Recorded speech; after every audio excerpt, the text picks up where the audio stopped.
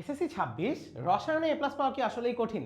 আজকে আমি তোমাদের একটা মিথ ভাঙবো এবং বলবো যে রসায়নে এ প্লাস পাওয়া সব থেকে সোজা। আমি তোমাদের সাথে আছি মোহাম্মদ জুনায়েদ খান রাইয়ান, বর্তমানে পড়াশোনা করছি ঢাকা বিশ্ববিদ্যালয়ের applied chemistry and chemical engineering ডিপার্টমেন্টে। এসএসসি 26 এর এসএসসি পরীক্ষার কয়দিন আগে আমি তোমাদের আজকে একটা ভরসা দিব যে তুমি যদি একটু স্ট্র্যাটেজিকভাবে নাম্বারের ধরন বুঝে এবং তোমাদের যে 6টা চ্যাপ্টার আছে এসএসসি কেমিস্ট্রিতে শর্ট সিলেবাসে কত কত করে পড়লে বা কোন চ্যাপ্টারগুলো কিভাবে পড়লে তোমার রসায়নে এ প্লাস তো আসবে, আমার বিশ্বাস 90 থেকে 95 মার্ক আসবে। আসো কথা বলি। সো আমাদের শর্ট সিলেবাসে আসেই টোটাল 6টা চ্যাপ্টার। এখন আমি প্রথমেই বলে দেই যে এই 4 নাম্বার আর 11 নাম্বার এই দুইটা চ্যাপ্টার নিয়ে আমাদের অনেকের অনেক সমস্যা থাকে। সো এই দুইটা নিয়ে আমি একটু লাস্টে কথা বলবো। সো প্রথমে ভাইয়া শুরু করি হলো তোমাদের 3 নাম্বার চ্যাপ্টার থেকে। 3 নাম্বার চ্যাপ্টারে তুমি চিন্তা করো এটা আছে তোমার কি পদার্থের গঠন, এবং এই চ্যাপ্টার থেকে তুমি মূলত ইলেকট্রন বিন্যাসের ওই যে ব্যতিক্রমধর্মী ইলেকট্রন বিন্যাস আর বোর আর রাদারফোর্ড পরমাণু মডেল, এই তিনটা জিনিস যদি পারো এই চ্যাপ্টার কিন্তু তোমার মোর দেন ইনাফ কভার হয়ে যাবে। এখন এই যে তোমার এই টপিকগুলো কভার হবে, তাহলে এই চ্যাপ্টার থেকে তোমার সিকিউ এমসিকিউ মিলায়ে তুমি টোটাল এই চ্যাপ্টার থেকে মোটামুটি 15 মার্কসের মতো কভার করে ফেলতে পারতেছো। ঠিক আছে?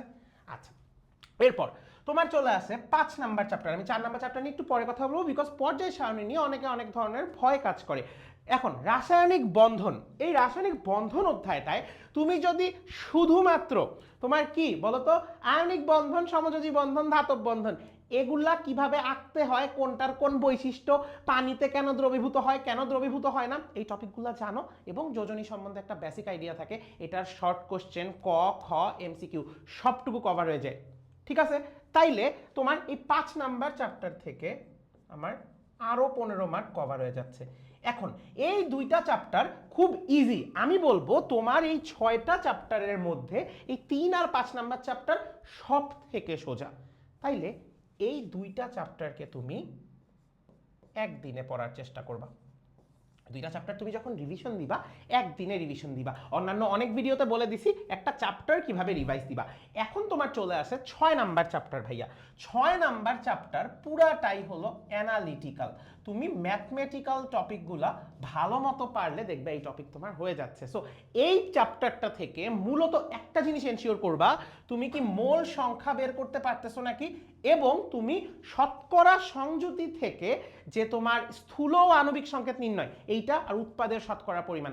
আমার এই ব্ল্যাকবোর্ড এরুতে গেলে তুমি আমার ওয়ান শট ক্লাস পেয়ে যাবে। তুমি যদি SSC chemistry chapter 6 Mohammad Junayed Khan Raiyan search দাও তুমি এই ক্লাস পেয়ে যাবে। এখন ওই ক্লাসের মধ্যে গিয়ে তুমি যদি খালি একটা ম্যাথে আমি শতকরা সংযুতি থেকে স্থূল সংকেত, আণবিক সংকেত, উৎপাদের শতকরা পরিমাণ 4টা জিনিস আমি একটা বড় কোশ্চেনের মাধ্যমে সলভ করাই দিছি, তুমি যদি একটা প্রবলেম দেখে ফেলো, তোমার যদি আগে সমস্যা থেকেও থাকে তোমার এই টপিকে আর কোনো সমস্যা থাকবে না। এখন তোমার এই চ্যাপ্টার থেকে তোমার একটা সিকিউও থাকতে পারে, 2টা সিকিউও থাকতে পারে। সো এটা থেকে তোমার 15 বা 25 মার্ক কভার হয়ে যাচ্ছে। খুব ভালো কথা, আমরা খুব সুন্দরভাবে বুঝতে পারলাম।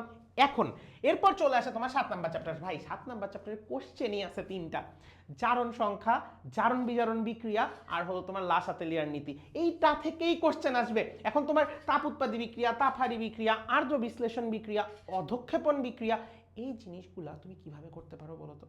এই জিনিসগুলা তুমি কিন্তু জাস্ট সিম্পলি তুমি যদি একটু প্র্যাকটিস করো ওই বেসিক কিছু কোশ্চেন থেকেই আসে। তুমি যদি বিগত বছরের টেস্ট পেপারটা একটু অ্যানালাইসিস করো তুমি দেখবা এই চ্যাপ্টারও তোমার পুরাপুরি কভার হয়ে যাচ্ছে। সো এই চ্যাপ্টার থেকে তুমি আরেকটা সৃজনশীল পেয়ে যাচ্ছ এবং তোমার শর্ট কোশ্চেন এমসিকিউ এগুলো সহ আমি ধরলাম এখান থেকেও তোমার 15 মার্ক চলে আসতেছে।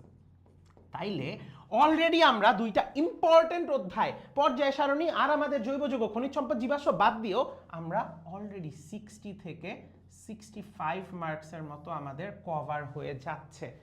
এখান থেকে যদি 2টা কোশ্চেন আসে 6 নাম্বার চ্যাপ্টার থেকে তাহলে তো আরো বেশি কভার হয়ে যাচ্ছে। তোমার এমসিকিউর মার্ক কিন্তু অলমোস্ট কভার হয়ে যাচ্ছে। এখন ভাই আমি কি বলবো বাদ দিতে? আমার কোনো ক্লাসে দেখছো জীবনে কোনোদিন কোনো কিছু বাদ দিতে বলছি? আমি কোনো টপিক বাদ দিতে বলতেছি না। সো এমসিকিউর জন্য মাস্ট, এমসিকিউর জন্য সব। সো আমি এখানে বড় করে লিখে দিচ্ছি তোমার এমসিকিউর জন্য কিন্তু তোমার সবই পড়া লাগবে, এবং এমসিকিউতে তোমার টার্গেট থাকবে হলো 25-এ 25 পাওয়া। ভালো কথা।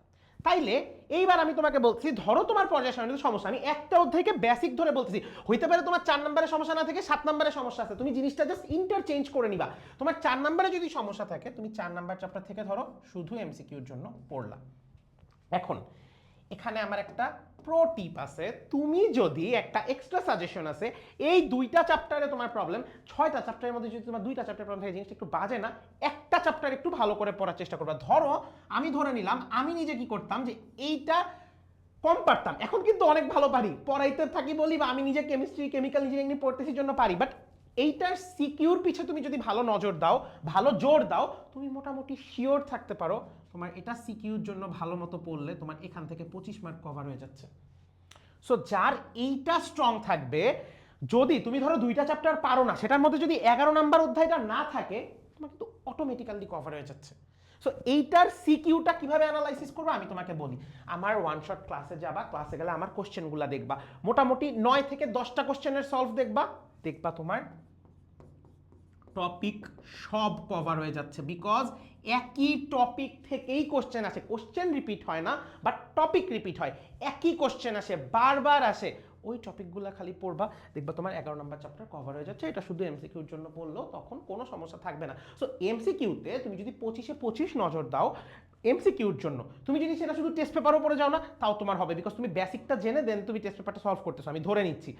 বাকি তুমি যদি 5টা চ্যাপ্টার বা কিছু ক্ষেত্রে 4টা চ্যাপ্টার এমনভাবে পড়ো যে তোমার সিকিউ তোমার একদম পুরাপুরি তুমি ভালো মতো ওখান থেকে পাচ্ছ, যাই দেখ না কেন, কয়টা টপিক আছে ভাই, প্রতিটা চ্যাপ্টারে কয়টা ভাগ আছে, ওই টপিকগুলো যদি ঠিক মতো পারো এবং এরকম একটা ডিস্ট্রিবিউশন যদি মাথার মধ্যে রাখো। এবং আর একটা জিনিস আমি প্রতিটা ভিডিওতে তোমাদের বলি এবং বলবো, এই এসএসসি 26-এর জন্য, এই এসএসসি পরীক্ষার আগে টাইমলি প্র্যাকটিস, টাইম ধরে ধরে ডেডিকেটেড প্র্যাকটিস করবা, দেখবা অটোমেটিক্যালি তোমার সবটুক কভার হয়ে যাচ্ছে এবং তোমার রসায়নে এ প্লাস পাওয়া আর কোনো আকাশ কুসুম চিন্তা মনে হবে না।